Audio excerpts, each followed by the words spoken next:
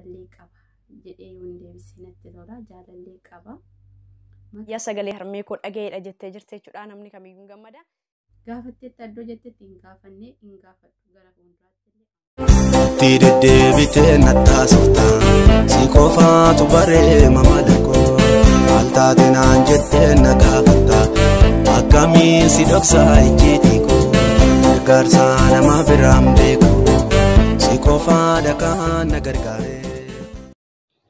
Nagaan waaqayyoo sirriif hawwata akkam jirtu nagaa keessan miti hordoftoonni saaroon tubee irratti kan argamtan anis nagaadha waaqayyoo galatu guyyaa irraa kan ammoo jechuudha nama tokko isiniif qabadhee dhufee jira jechuudha nama sana ajjeen turtii gaarii akka gootanii asumarraan affeerraa kooti jechuudha eenyuun nuuf iddee yootan immoo ooroo isiniif iddee dhufeera jechuudha gara oorootan isin dabarsaa dursa garuu laayik godha subscribe godha share godha nu jajjabeessaa comment illee nuuf barree.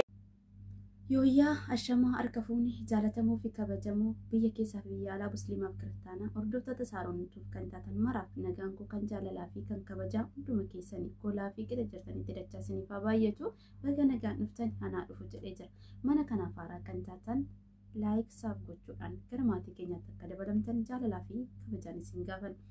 Ooroo wajjin turtii gootanii akka dhuftan abdii guutuun qaba. Gaaffiin kee inni jalqabaa ooroo akkas jedha. Nama taatee dhalachuu keetti maaltu sitti dhaga'ama? Deebii sirraan barbaada. Nama ta'ee dhalachuu kootti guddaan gammada. Wantoota baay'ee waaqayyo lafas ta'ee samii wantoota lafarra jira hundumaa ta'e jedhee taasisee nuyi dammoo akka fakkaatti isaatti bareechee nu uume. Fakkeetii waaqayyo ta'ee uumamuu kootti guddaan gammada. Akkasumas dammoo jaarraa bara amma keessa jirru kan argu. Gaaffii keenya akka ajaa'ibaatti nuuf deebisteerti jechuudha. Nama ta'ee dhalachuu kootti nan gammadaa jettee jirte jechuudha. Isinoo nama ta'ee dhalachuu keessatti maaltu sitti dhaga'ama? Hin gammaddu moo hin gadditu? Gaaffii lamaffaan immoo akkas jedha ooroo. Guyyaa gammachuu kee keessaa kanatti gaafa hundumaa yaadatte yookiin yoomiyyuu yaadattu dhalli namaa guyyaa gammachuu qaba miti isa keessaa guyyaa gammachuu baay'ee qabaachuu danda'a isa keessaa yoomiin baay'ee yaadattaati guyyaa gammachuu keessaa.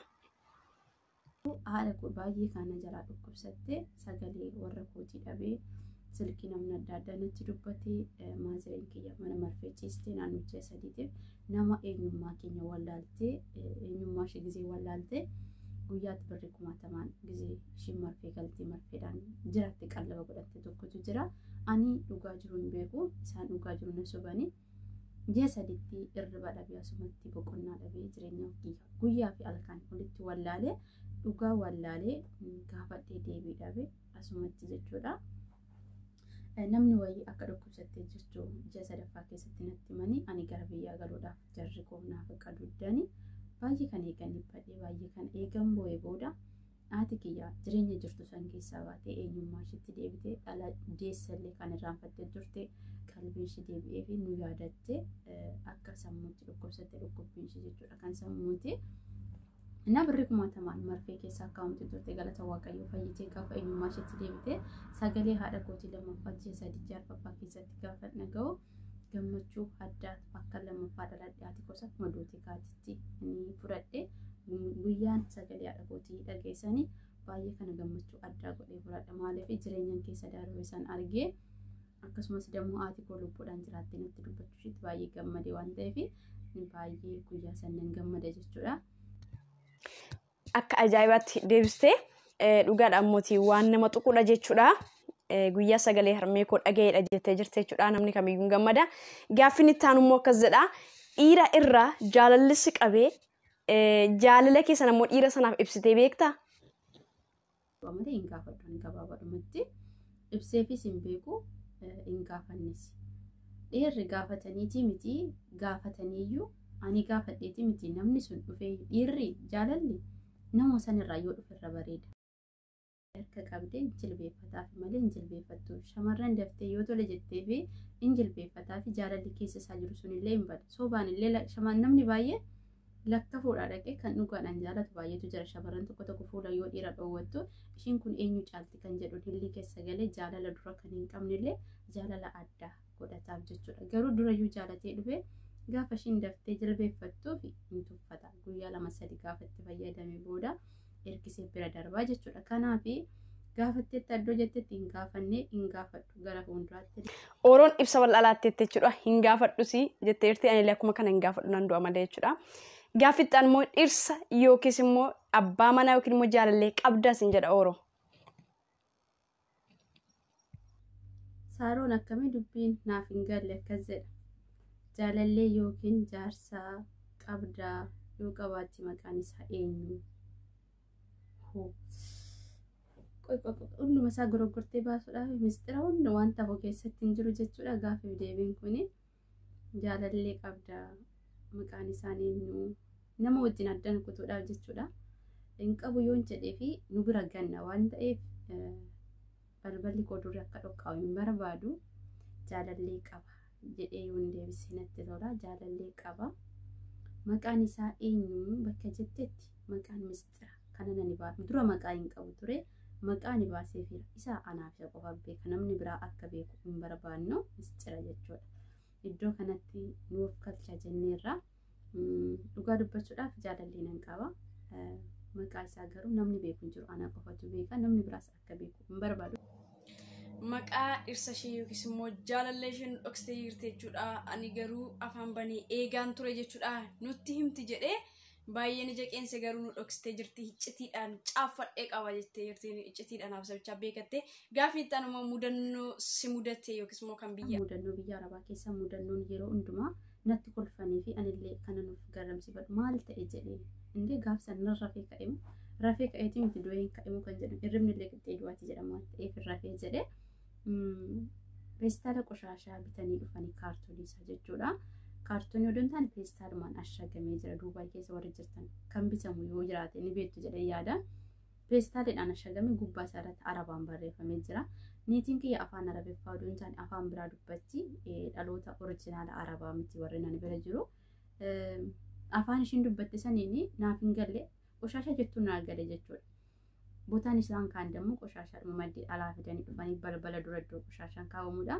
Ani peestaala addisiisan fuudhee san geesse iddoo qoshaashaatti gatanii dhaqee gatee fi deebi'e jechuudha. Gaafa guyyaa 3-4 beeda qodaan itti qoshaashaatti galchuun gaafa dhumu nan gaafadhe bitaa jedhee. Yoon gaafadhu siifinnee dhufne miti eessaan natti jecha jedhu natti deebi'e. Ani dammoo gatee jira akkamitti ni jiru miti ani isa gatee jira jedheeni natti kolfan jechuudha. Birrii 120 bitame birrii Duubaay gara birrii biyya keenyatti hodeen birrii 1000 oliidha. Mudannoo ajaa'ibaa kan ta'e dhugaa yoomillee yoo ta'e waan haaraa gadi baasee gatee waan ta'eef gisee tokko tokko maalan ta'e jedhee ofaan gaafadha. Isaanillee dammoo natti kolfan amma peestaalee fitanii dhufan amma eegana baranii jechuudha. Innaa naan haaraadha. Hingatiin abbii naan jedhanii hingatiin jedhaniiti istinka kana kennan jechuudha. Mudannoon abbee nama kofalchiisasii barumsa qaba jechuudha. Gaaffiin itti aanuma jechuudha. Dhiira akkamitti yoo heerumtee jaalatta yookiin immoo filatta? Fakkeenyaaf namni diimaa bareedaa jechuudha. Daati immoo akkamiin filatta? Dhiira akkamitti yoo heerumte? Dhiira akkamitti yoo heerumte jaalatta jettee gaaffii kana baay'ee gaarii gaaffii baay'ee dasni jedhu na gaafatti. Achumaan akka bareeduun barbaada waan ta'eef yookiin immoo akka sirreetti hubatuun barbaada waan ta'eef ani qabeenya malkatti namanu hin barbaadu jechuudha. Hundumtuu namni jiraate taanaan hin dhufa waan ta'eef hunduma dursee namni kamillee kanaa'u nama wajjin kan nama jiraachisullee amaladha. Amala gaarii yoo qabaatan eenyuma wajjin jiraachuun hin danda'ama. Obsa yoo qabaatan dammoo mana ofii ijaaruu hin danda'an jechuudha. Namni obsa hin qabne mana ofii ijaaruu hin danda'u. Shamarran illee taatu dhiirri jechuudha. Abbaa manaa fi haadha manaa ta'an keessatti obsi baay'ee barbaachisaadha. Ani obsa hin qabu. Kan na wajjin jiraachuu hawwii yookiin dammoo karoora qabu odoo obsa qabaate baay'ee natti tola. Ani baay'ee didduudha jechuudha. Didduu waan hundumaatti kan aartu kan boossu waan ta'eef odoo obsa qabaatanii natti tola jechuudha. Nama obsa qabuu fi nama amala qabutti odoo heerumee natti tola jechuudha gabaabaa. Gaaffii keenyaaf deebii ga'aan ulaattee jirte jechuudha. Addas nama jedha. Gaaffiitti aanummoo jechuudha. Ati maatii keedhaaf nama meeqaffaadha? Amma deebii tokkoffaa dhaladhu yookiin dammoo dhuma dhaladhu odoo naan jedhanii ilil jedheen fudhadha. Maal yoo jettan gisee ijoollummaa kootii baay'ee inaafaatiin guddadhe waan ta'eef obboleessi koo hangafni bakka hundatti isatu waamamaa isatu jaalatamaa uffanni illee haaraa bitamaa barumsa illee akka baratu isa jajjabeeffamu baay'ee kana jechuudha. Botaa guddaa qabdi haati keenya addatti obboleessi keenya hangafa kana hin dubbatina dhugaa. Normaalii nan hinaafan ture obboleessa kiyya irratti amma hin jiru hinaafan sun gisee ijoollummaa garuu baay'ee kanan hinaafan ture. Haati keenya amma olqita nu jaalatti jedhee yaada eegan jabaadhe. Inna durii garuu